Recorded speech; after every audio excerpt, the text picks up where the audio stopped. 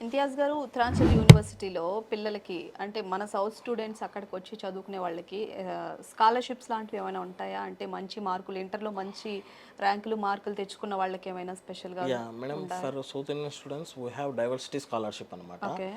ఎవరైతే south students ఉన్నారో వాళ్ళలో ఒక 250 స్టూడెంట్స్ని ఫిల్టర్ చేసి వాళ్ళకి ప్రతి ఇయర్ 1,25,000 వరకు స్కాలర్షిప్ ఇస్తాం మేడం. అంటే ఓవరాల్ ఫీజు ఇయర్‌కి వచ్చి ఇయర్కి పర్ ఇయర్. ఓవరాల్గా 16.5 lakhs ఫీజు వచ్చేసి వీళ్ళకి 11,50,000 అయిపోతుంది. ప్రతి ఇయర్ 1,25,000 స్కాలర్షిప్ వస్తుంది. ఇది diversity scholarship. Okay. Apart from this ఇది కాకుండా ఏదైనా మెరిట్ ఎగ్జామ్స్ ఉంటాయన్నమాట.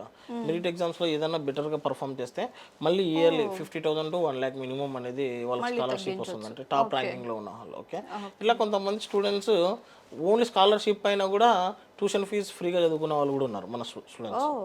ఓకే. అదేంటంటే mainly depends upon students performance అనేది ఉంటుంది అనమాట. స్టూడెంట్ పర్ఫార్మెన్స్ ఉంటే 100 to 100% అది వర్తబుల్ అవుతుంది. ఓకే. సో మెనీ ఆపర్చునిటీస్, అన్ని కల్చర్ యాక్టివిటీస్ అన్నీ ఉన్నాయన్నమాట మన సో ఎవ్రీథింగ్ మేడం ఫైన్ సూపర్గా ఉంటుంది మీకు. దాని గురించి స్కాలర్షిప్ పరంగా కూడా కానీ కల్చరల్ డైవర్సిటీస్ పరంగా కానీ స్టూడెంట్కి 100 to 100% వర్తబుల్ ఉంటుంది. ఓకే.